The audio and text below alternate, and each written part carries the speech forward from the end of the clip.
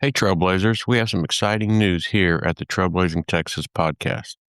We have partnered up with Hilltop Packs, not just because they make amazing ultralight gear, but because they're a small family-run business doing huge things for our hiking and backpacking community. Every food bag, dry sack, fanny pack that you order can be completely customized. Print your trail name, your dog's face, your favorite mountain, or really whatever inspires you. When you shop at Hilltop Packs, you're not only buying gear that you're absolutely going to love, but you're supporting real families, real jobs, and small town craftsmanship.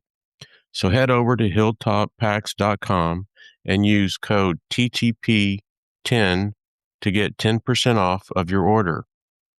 Now on with the episode. Welcome to the Trailblazing Texas podcast, where we embark on a journey through our diverse Texas landscapes and breathtaking trails while always engaging with our amazing Texas hiking community.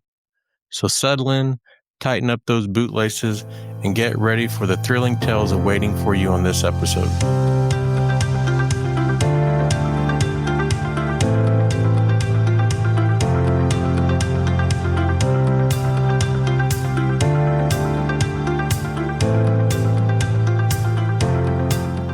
Welcome to the Trailblazing Texas podcast. I'm your host, Jason. And today, if you consider yourself a Texas hiker and backpacker, and you don't know our next guest, I definitely need to think what you consider a Texas hiker and backpacker is. But today on the Trailblazing Texas podcast, we are honored to have a friend of mine, Cameron Hall. Welcome to the podcast. Hey, Jason, thanks for having me on. Absolutely. And yes, to the listeners, I said Cameron Hall. He is here. I'm looking at him.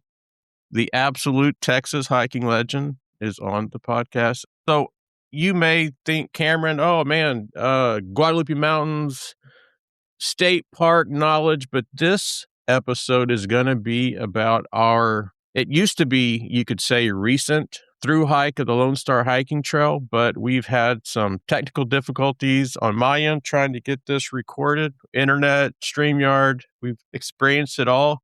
So we are sitting now, we're in May, and we Thru-Hiked in January. So that's going to be the main focus of this episode is focusing on the Lone Star Hiking Trail. But certainly, I hope that Cameron's going to have so much fun that he will come back on the podcast and talk about all the wonderful things in the Guadalupe Mountains, because he's explored, kind of like me, almost everything. And it would be great to have him on to talk about that. So Cameron, I don't know about you. I kind of wanted to break this up, really just to give an introduction of kind of how we met and kind of connected. And then, jump into the Lone Star Hiking Trail, going through the planning and all that sort of thing. But before we do, I believe that you know what's coming. It is the absolute best part of the podcast, the lightning round. These are questions that the listeners love because you've never seen them. Are you ready for this? We'll see. Yeah, we'll try. I'll give it my best shot. All right. And don't worry, if you stumble, if the lightning gets you and it's not very lightningy, through the magic of edit, the listeners are going to be going, man, he's flying through these questions. All right. Trail runners or boots? Trail runners. Most overrated piece of gear? Trekking poles. Really? Yeah, I quit using them a while back, and I definitely think they have their place, but I've found that for me personally, I don't need them. So clearly to listeners, he's not in his 50s like me. Not quite yet. What gear do you bring but you never use? Oh, man. I feel like I have my gear pretty well dialed in, but I seem to bring along headphones and stuff to watch movies and shows and stuff at night in my tent, and usually too tired by the time it gets there, and I pass out pretty quick.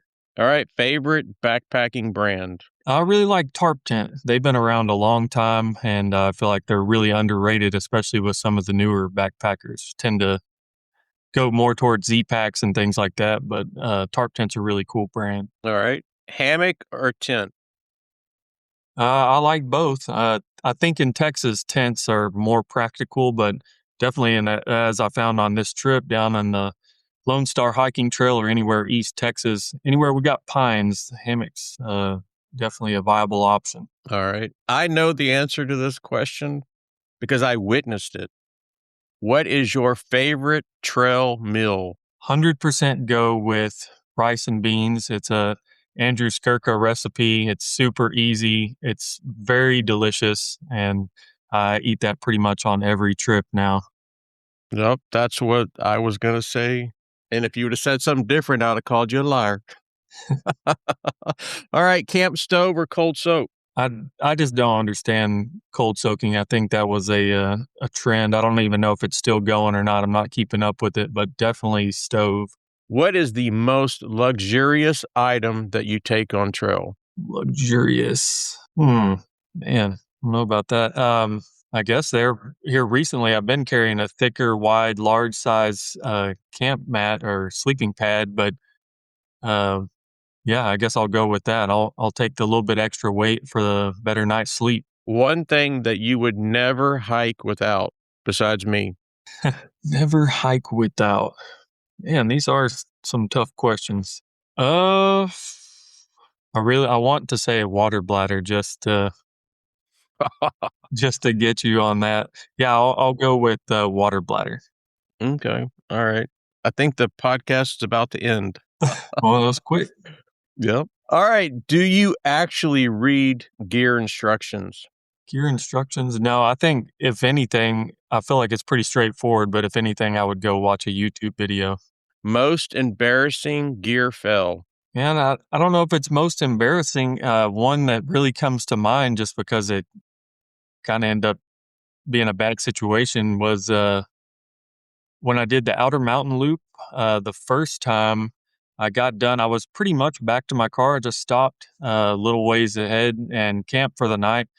And I had the whatever the little BRS stoves, the cheap ones, because those were the lightest ones. Everybody's using those, and I brought matches to light it with, and I could not get any of the matches to light. Yeah, so then I ended up not having. I don't even know that I ate dinner that night because I'm not bringing myself to cold soak. So yeah, I never could get the stove to light. Oh, man. That's a good one. All right. I know the answer to this one. Early bird, or are you going to camp till noon? I definitely will get up early and get moving. I do enjoy camping though. That's one thing about me is I love backpacking, but I love camping too. So I can go either way, but yeah, I like waking up early for sure. Favorite time of day, sunrise or sunset? Man, that's a tough one too because they're both beautiful. I guess I'll take sunrise just because I know I'll be up then. Do you follow leave no trace principles religiously or mostly? I would say mostly. I feel there's a couple that are a little over the top or people take them a little too far, but yeah, mostly. All right. Longest you've gone without taking a shower while on trail? Well, on trail, it would have been probably back whenever I was in Boy Scouts, so a long time ago, probably out at Philmont where you do like the 2 week backpacking trips. Probably, so I'd say at least a week or so. Most irrational trail fear? Irrational. I really don't worry about animals too much, so I would say it's mostly people that I worry about. So I guess crackheads. Yeah. I feel you. I feel you. Mine is hogs. I have irrational fear of hogs and ticks. All right. Yes or no? Have you ever gotten emotional on trail? Uh, yeah. I mean, I guess being out there, there's a lot of time to think while you're walking. So I don't know that I've ever cried or anything like that, but definitely been to some areas where you got to sit and think deeply about what was going on in life and just perspective of where you are and just being in that moment of time. Yeah, for sure. I mean, you put me in the quads, I need tissue. Whether I'm just arriving, leaving, because she's broke me, but yeah, I get emotional a lot in the quads for sure. I think it's more of just being super appreciative of being where I'm at. I think that's what hits me deepest. Yeah, absolutely. All right, in your opinion, what is sneakier, raccoons or skunks? Man, I've had run-ins with both of them, and I mean, I've had raccoons get our food, or, like peek out the tent because you hear something and you see them out there. Yeah, they're pretty sneaky. Skunks, usually I can hear them rustling around, so I'm going to go with raccoons. They're pretty quiet a lot of the time. All right. Down or synthetic? I like down. Best multi-use item, duct tape or paracord? I'm going to go with duct tape. I couldn't tell you the last time I used paracord, but duct tape I've definitely used to cover up blisters and things like that. Most surprising wildlife sighting you've had? I don't know that it was surprising, but seeing black bears at Big Bend while backpacking, coming around some corners, and I guess that's the surprise is, oh, wow, there's a bear right there. So that was really neat. Something I wasn't expecting to see, I would think would be backpacking at Guadalupe Mountains in the dark and then seeing the eyes of the ringtails and getting to see ringtails. Like, that was an unexpected animal. That was really cool. All right, are you ready for the controversy question? And if you get the answer wrong, I'm going to try to where the listeners aren't going to know if it's right or wrong. I'm just going to keep plowing through these questions, but I'm going to get a kind of a sad face that you will be able to see. You don't think that I try to troll you on purpose, right? I know you will, so I'm just prepared. Best for hydration, water bottles or hydration bladders? All right, here we go. So here's the thing is I started backpacking a long time ago. I'm not super old or anything, but I started backpacking in 6th grade, which would have been 26, 27 years ago, something like that. And at the time, water bladders are the thing, right? So the big water bladder with the hose. So I've adapted a little bit. I do use smart water bottles, but what I really like, I'm hoping we can come together as a compromise on this, is the 1 liter platypus water bladders. So they're water bottle size, 1 liter. But what I love about them, especially places we backpack, like Guadalupe Mountains, where you might be carrying 6, 7, 8 liters, is you're done with them. They smash down, you roll them up, and they take up no room in your backpack. So it really saves a ton of volume, and they move around. They're malleable. They can fit in between all your gear. So I'm going to go with a compromise right here of the 1 liter platypus water bladders. And you know what? You've convinced me. And the issue with the bladder is if something happens to it, you could be screwed. Yeah, if you have the bulk one, right? Where you're carrying like a gallon. Yeah, the water bottles, there's pretty much a guarantee that something's not going to happen to every one of them, like punctures or something. So, yeah, no, I'm sold. Where can I go buy some? I've got like 15 of them. You can have some of them. Oh, okay. All right, nice. All right, the most important question of the podcast, and this will really dictate the duration. And this is where I'm waiting for you to troll me on. This will definitely dictate the duration and the direction that we go. But I've just got to ask because it's important to me. What is your favorite of all time Texas hiking podcast that you've been a guest on in the month of May in 2026? Well, my favorite Texas podcast, without all those other caveats, is the Trailblazing Texas podcast. So how about that? I love it. I love it. But I had to throw in the caveats because I know one of my friends one day are going to try to stump me or troll me. So, all right, you survived the lightning round. I love the answers. Now, I personally think it's very important that if somehow the listeners that are Texas hiking and backpacking, and even you don't have to be living in Texas to have probably seen some of your content. I think it's important that the listeners get connected to you and what you're doing. And if YouTube, any kind of social media that you want to share with the listeners, I would love it. You have an amazing YouTube channel. In fact, that's how I first started connecting with you is catching your content years and years and years ago, the quads and some of the high peaks and gear reviews and stuff. So I really think it's a benefit that the listeners really get connected into your channel. So if you would love to share it, I want to give you the opportunity to give the information. Well, I appreciate that. My name on YouTube is just my name. So Cameron Hall, you can look that up. formerly in the past. It was called Ultralight Outdoors for a while, and the reason I changed the name is just because I'm not as focused on ultralight backpacking, or I still ultralight backpack, but just that's not my main focus. I just want to be out there and have fun. So whether I carry 15 pounds or 5 pounds, that really doesn't matter to me. But yeah, my name, Cameron Hall on YouTube, and I've been on there for a long time now, probably 12 years, I think. And I've put out probably 100 videos or more over the years, and there might be two or three pretty good ones. I really enjoy making the videos for myself and being able to go back and see them. I know my kids love watching them, and I love sharing my trips as well as some tips and giving people a heads up of what they may be looking at whenever they go on some of these trips. So I've really enjoyed YouTube. I've enjoyed the community on YouTube. I've met a lot of really cool people from around the state, and I think it's a really neat platform. I love that style of content. I don't get on regular social media too much with Instagram and Facebook. I'm on there a little bit, but I don't check it daily or weekly or post a lot. But I really love YouTube. I think it's a great platform, and it's got me to meet a lot of cool people, including yourself, Jason, and a lot of cool people around the state. So, and you get to discover some really neat areas from Texas or not from Texas that you never would have heard of otherwise. So, yeah, really enjoyed YouTube over the years, and I'd appreciate if anybody checks out my videos. Absolutely. And now let's get into kind of how we met and how the relationship kind of blossomed and how you almost killed me.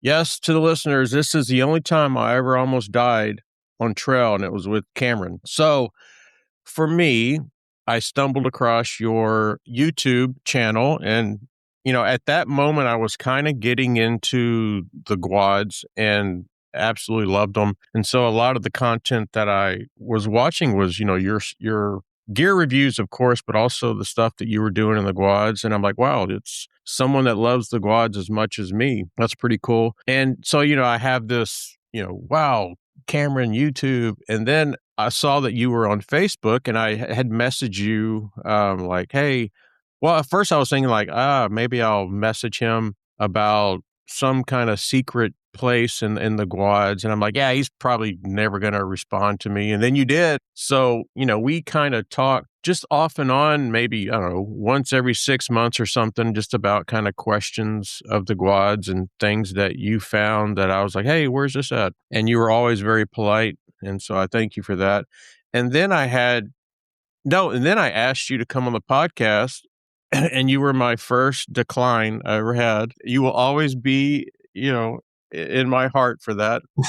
And yeah, and then Chuco came on because you had given me, maybe this person or this person. And he was like, your podcast goes out to YouTube, like just the audio part. And I'm like, yeah. And he goes, well, we have a YouTube meetup. You definitely qualify. And, if you want to come on out, come on out. And so I said, yeah, man, that'd be awesome to meet, other kind of content creators and people that love hiking and backpacking here in Texas. So I went out the first year and was able to meet you and some of the other guys, which was really awesome. And I believe that was the time where we had the lost hiker that had the gun and that was naked and he was high. That was a whole crazy experience that we won't get into too much detail, but yeah, so I was able to meet everybody else. And then,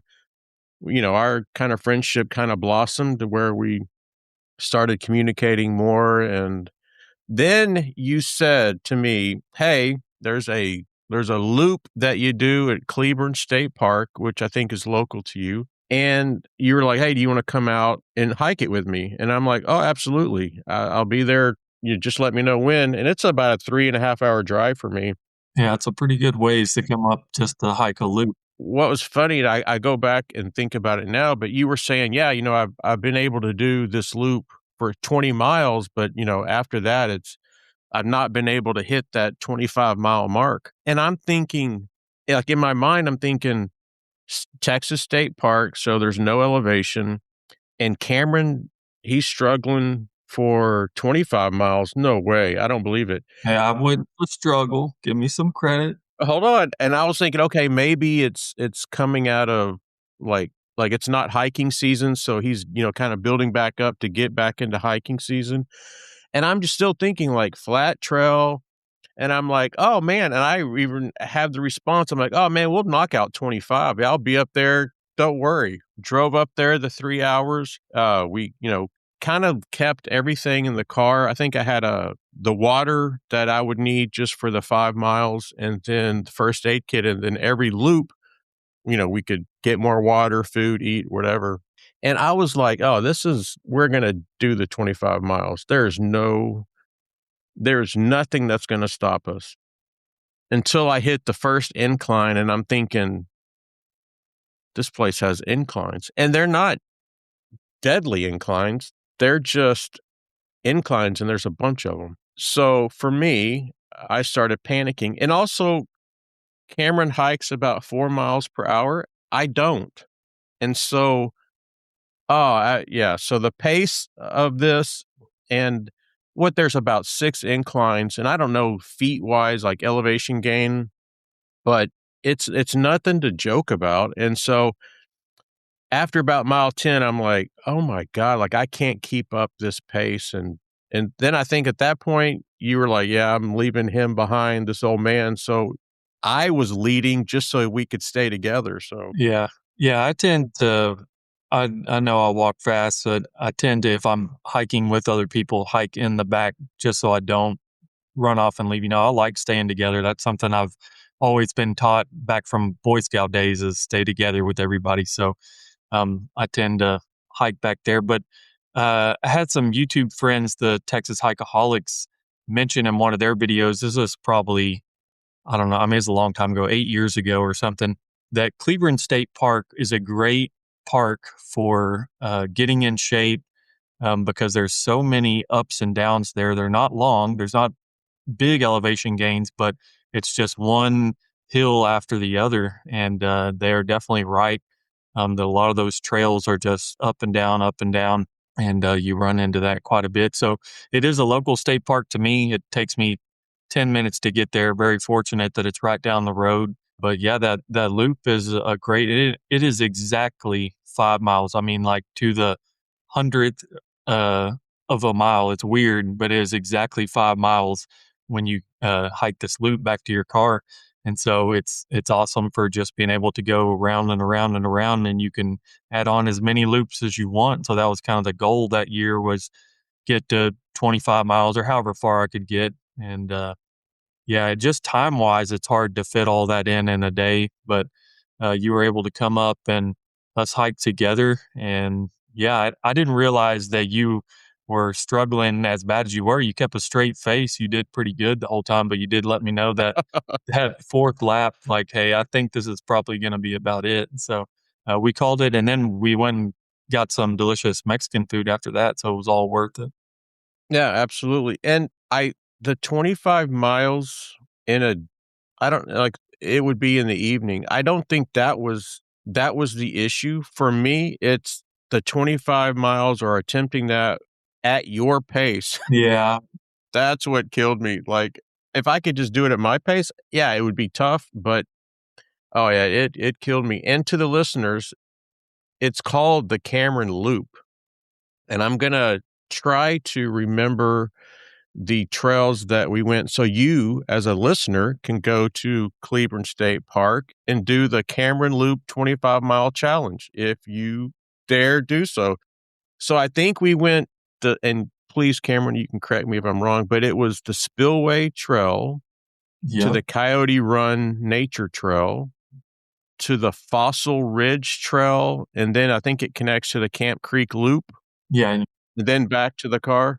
All right, so to the listeners, this is a challenge, the Cameron Loop 25-mile challenge at Cleveland State Park. Let me know if you attempt it, or if you were successful or failed. This is a challenge from the Trailblazing Texas podcast.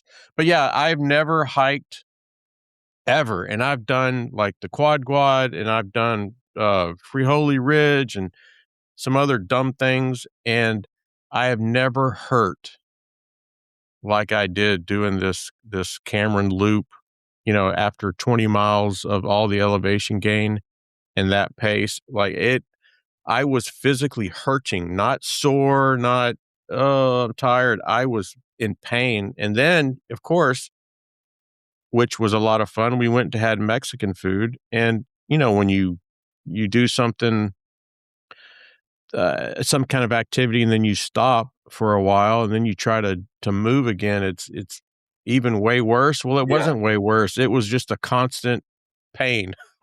Yeah, I can't imagine what it'd have been like for you then to drive a few hours home and then try to get out of your car and walk in after that. Because I know being at, like, Guadalupe Mountains and then driving back the 7 hours, you stop at a gas station, you can't quite really get moving around to get inside and go to the bathroom or anything.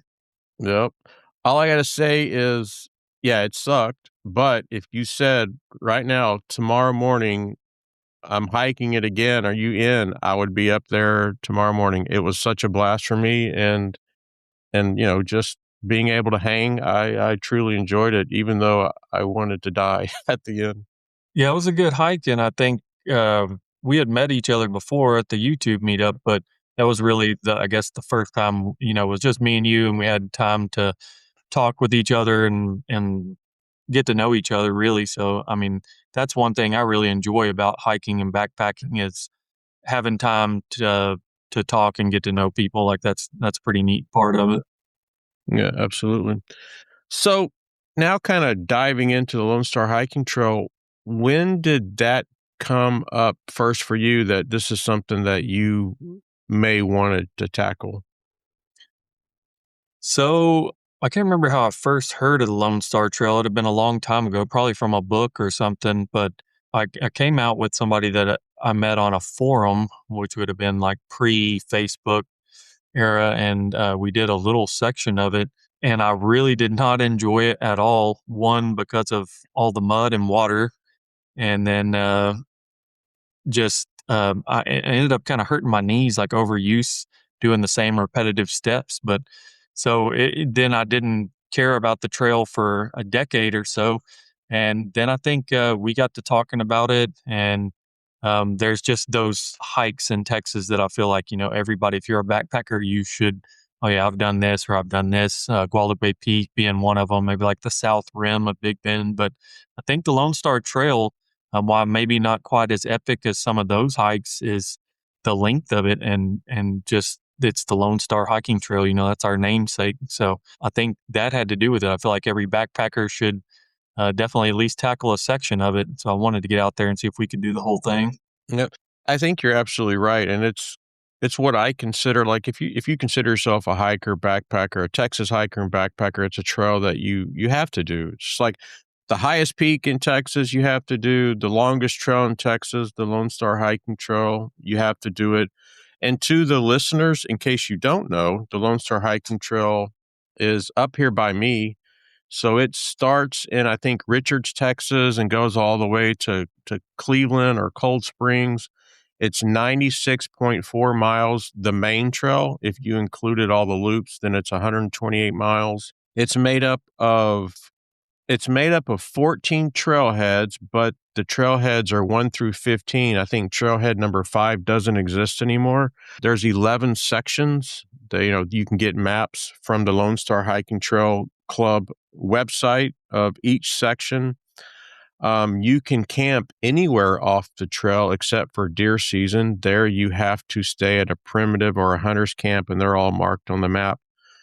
So I think you're absolutely right that, considering yourself a Texas hiker or backpacker, this is a trail that you have to do. And also, let's just say that you want to get into, oh, I want to hike the AT, I want to hike the PCT. It's not the same, but you can start to get a taste of what it means to be on trail for 3, 4, or 5 days, and kind of like how your body kind of fits into that. And, like you look at the AT, everybody that I've ever talked to that has done it says, you're not really out away from civilization like you would think. And it's usually just like kind of like a 4 to 5 day backpacking trip between Dollar Generals. And, that's what the Lone Star Hiking Trail kind of offers minus the Dollar Generals is if you do it, you're probably going to do it in like a normal person, probably 5 or 6 days. I think 6 days, you're looking at 16 miles a day. And then, of course, the 5 days is probably 20 ish, a little less. So yeah, I definitely think this is one of those hikes. And yeah, you're absolutely right about that. So when we first started tossing around the idea of doing it, I remember you had reached out and said that you were thinking about doing it if I wanted to join, which of course I would. What did you imagine the trip would look like? Well, I, had the time constraints of here's the days that I have off. So I thought it's probably going to be a little faster than, say, 5 or 6 days. I was really kind of, I was hoping you would want to go on the trip just for being on the trip, but also to use some of your expertise on the trail, get some of your insight, because I knew you had done the trail before and you're local to the area. So you know how the conditions have been. You're out there all the time. So you know what the trail's looking like. So I was really glad whenever you said that you would be able to go. And yeah, so that's pretty much it. That's what I was expecting to get out of the trip is for both of us to be able to do it. I wanted a challenge, but not anything that was going to kill us. And I think that's kind of where we ended up. For me, the only thing that I worried about is the pace and would I be able to hang. I think when you through hike, you do separate. There's times where you kind of just want to be alone, and then there's times where you want to be together. I think, but so I was thinking that there will be times that I won't be able to keep up, and that's fine. And there'll be times like you did before, you put yourself in the back and then we're together. That was my only concern was the pace. It wasn't the mileages per day or any of that stuff. And I think we even kind of talked about, and you made up a good point, like, do you want to try to do it in 3 days? Do you want to, exactly what you said a few minutes ago is that you enjoy camping.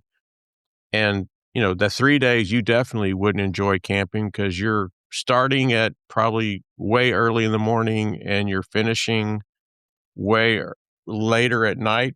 Maybe not for you, but for me because of the pace again. But yeah, so you brought up a good point. So we decided on the 4 days. But yeah, I couldn't wait, and I was really excited. Yeah, even at our pace with 4 days, which, I guess it really ended up being 3.5. We still had hours left of that last day, but even at that pace, we were getting into camp late. We got into camp at dark or right before dark every day, and then we were leaving pretty much before sunrise. So, even at that pace, there's not a lot of extra time to hang around camp. Yeah. So when we were kind of planning this out, did you have any early hesitations about trail mileage per day or anything like that? No, I think the couple concerns I would have would be trail conditions. Is every video I've seen, and then from what I experienced, years back, was mud and water, and that's tough to walk through, especially for that distance and that many days. So there's lots of YouTube videos of people just slogging through water, and it kind of brought back some like, oh man, I don't know if I can do that for this many days, but we just happened to hit great trail conditions. And then with the pace, I really didn't feel like 4 days was going to be too bad. I feel like that's a manageable pace. But when we were talking about 3 days, we kicked that around for a very short while. And that right there was like, okay, that could be really hard or make it to where maybe it's or not enjoyable. And I really didn't want that. I didn't know if this is going to be my only time on the Lone Star Trail or doing the whole thing. So I wanted a good trip. And I think it ended up turning out like that. So at that moment, you and I had only hiked together one other time. Well, we did. We had the YouTube meetup. That was more easy walk, more of a hangout than anything. Yeah, and then we had where you tried to kill me, that hike. So did you have any worries or expectations or any thoughts about what it would be like to have such a 3 or 4 days with someone on trail with me? No, I know that I can outwalk you, so if I got tired of you, I just walk faster and Oh, man, I spit water all over my keyboard. no, I'm just joking. No, and I think that's important going into a trip like this. I mean, not that we know each other really well, but we do know each other, and we've been around each other. And I think uh, more for than just typing to each other online, like we've talked face to face. And something that I've really enjoyed about meeting people on YouTube and going into a trip with them is you can see that person's personality, and yeah, they're a real person. It's not all talk. Like you can verify what they've done and what they do and how they camp. So that makes it easier to know that you're compatible going into something like that. So no, I knew we would get along good, and yeah, I think it was fine. I really enjoyed your company out there. Yeah, same thing. Like, I didn't have any issues. I think the times that we shared together, we got along. We have a lot in common. Fathers, husband, all that kind of stuff. We love the outdoors. We love gear. So yeah, I thought it was going to be great. Before we stepped on the trail, what were you personally hoping to get out of this experience? My main thing is I wanted to complete the trail. So I I had this section of time. I didn't want to get down there and do one night and then quit. Yeah, I mean, that was my main goal is complete the Lone Star hiking trail, whether it took 3 days, 4 days, 5 days, whatever, I just wanted to complete it. And I feel like we had a good plan going into it. So I'm pretty confident. And so now we kind of look at the planning or over planning or kind of how we handled it. I think once we committed to, okay, we're doing it, these are the dates, the planning actually was pretty easy. And what I mean by that is outside of getting confirmation from you that, okay, it's 3 days, it's 4 days, it's 5 days, it's, what duration that you have to be out on trail. I already had plans. I have plans for a 6 day trip, a 5 day trip, 4 day trip, a 3 day trip, and a 2 day trip. So here is, I just basically shared with you, like, okay, here's 4 days, the miles per day, possible campsites, where I would want to cache water, and that sort of thing. And then it was just kind of an agreement. Like you reviewed it. I think you had a couple of questions, and then that's what we stuck to. Yeah. So that was a big help, especially knowing that you've done it. So it's not just we're just pulling numbers out of nowhere, have no idea of the trail conditions or the camps or places to cache water or anything like that. So it was great that you already had the experience. But you having these different plans, being able to look at them and seeing what that would look like was great. The Lone Star Hiking Trail has great info on their actual website. So that's what I was looking at. And then as I do, I go on YouTube and I able to see what I'm looking at as far as I can pick out people's videos and okay, here's what this place looks like, here's what this looks like, and so that's a big help. But yeah, your 3 day plans, 4 day plans, things like that, that really helped as far as being able to see exactly what it would look like to do these different paces. And what part of the planning did you feel was the most critical to get right? I mean, just as far as almost any trip is water, I think is always the biggest thing to me. And I know the Lone Star Trail is known for being wet and muddy, but I know a lot of that water you don't really want to be drinking if you don't have to be. So the whole water situation of whether it's a cache or where we can refill from a spigot, that was the main thing. And you came out with a plan. Like I said, the Lone Star Hiking Trail, they have great resources on their website. So you can kind of see, okay, we can get water here, here, and here. And that's the main thing going into it is, okay, once the water plan is good, it's like, all right, well, I feel confident in that. That's the main thing we have to have. Absolutely, for me too, is getting the water right. There's a lot of places, a lot of ponds, a lot of lakes, Hmm. neighborhood, I guess it's a lake that you can get water. I'm not drinking water out there. I'm not filtering it. I don't care. There's neighborhood runoffs. I'm not drinking that water. So to me, getting the cache right and also getting the caches right,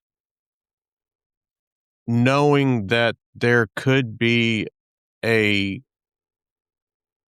opportunity where we may need to change mileage. Right. So yeah, so not putting a cache where we're supposed to end for that day, but putting it, 3 or 4 or 5 miles back. Hmm. So in case we cut it short, that, we have that water, and okay, and if we're gonna make it to that distance, then we're just carrying a little extra water for, a few miles, and I didn't think that would be that big of a deal, and it turned out to be pretty spot on. Yeah, I think all the water worked out really well. Whether we did get water from a spigot or two, and then your water caches. So we're lucky that you live down there and you're able to cache. But the way the trail's set up, I mean, anybody else coming into it, it wouldn't take that long to cache water on your way to the trailhead. And another part of us doing it in 4 days is the faster you go, obviously the less water and water caches you have to put out there. It makes it easier because you're covering so many miles to just, oh, I only need to grab one cache here for this 25 miles, as opposed to if you're doing that over a couple days, you're going to have a lot more caches, a lot more water planning going into your trip. For the final plan, did you feel that there was any flexibility in the plan? The daily mileage. I think the only constraint that we had was we had to finish in 4 days. Yeah, so that really was the only constraint, was just my work schedule. But I think we could have added on. So we finished in like a mid afternoon. I definitely could have hiked the rest of that day and stayed that night if I had to, and we could have finished the next day. So we had a little bit of flexibility, but Yeah. really not a ton. But daily wise, I mean, and we ended up kind of running into this on day one, is not hitting our exact mileage. So I think our overall daily miles, we had enough flexibility to where, okay, if we need to take a couple miles from day one or add them to day two, like we had that flexibility. And like you said, where we had the water set up, we still were going to hit our water every day. So um, if you would have put the water where we were camping that night, that leaves you no flexibility. So it was set up really well. Maybe not specifically to this trip with the Lone Star Hiking Trail because we kinda talked about it, but if you just look at your normal trips that you go on, what are some of the tools and resources that you lean on the most, kinda when you're planning trips for yourself or for the family? Yeah, so I'll jump over on Facebook and see if there's any recent trips. I think recency, like up to date information, is a big deal because the internet has a ton of information, and there's books that were out before the internet. There's so much information on all these places. Like where you're going is not new. Like people have been there, and once you get there, you realize, man, a lot of people have been here. People have been here for 100 years, but it's information being up to date that's a big deal, especially with water and things like that. So finding recent trip reports, that's a big deal. And just for me personally, I like going on YouTube.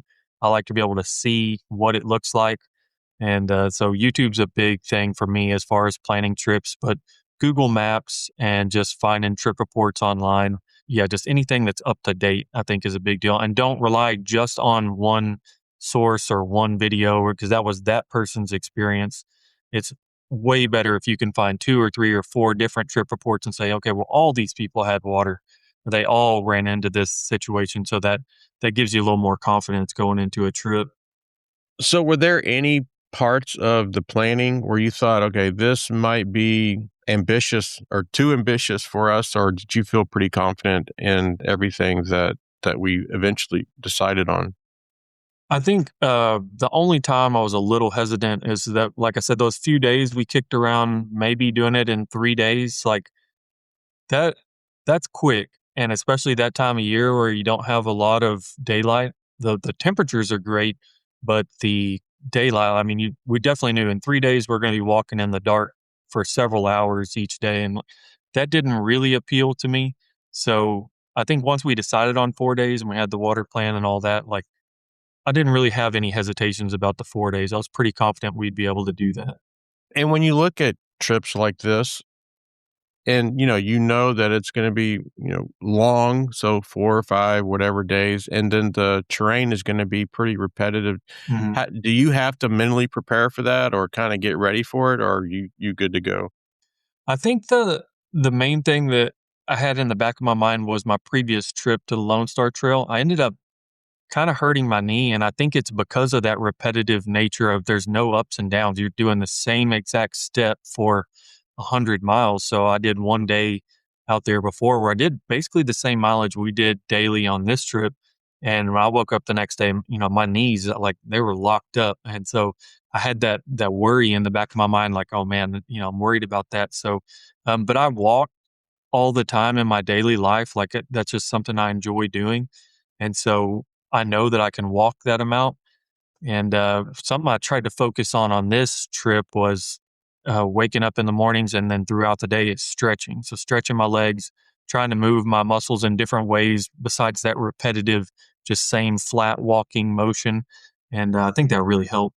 The biggest considerations that I had for this trip were, again, just the water caches and the locations, and really kind of like I wanted to put the caches. I don't remember how many miles. I don't know that I was just seeing, kind of like what we did the day before, what we were going to do that day, and just really thinking about where we would be, probably how we would be feeling, and Hmm. where and it kind of also where logically it makes sense. If it's at a trailhead, it kind of makes sense to put it there, or just not out in the middle of the woods somewhere. Right. And yeah, so that was the biggest considerations for me, is just how we would be feeling in case we had to stop early and not finish the mileage for that day, and then make sure that I would put the caches in a place where I felt that, yeah, we could at least make it here, and then just if we were gonna do the complete day, we would be able to just carry some extra water for a bit. But yeah, other than that, I mean, we carried all our food. We didn't cache any food. We didn't have the last couple times that I did the Lone Star, people came out and brought us meals, dinner, That does sound nice.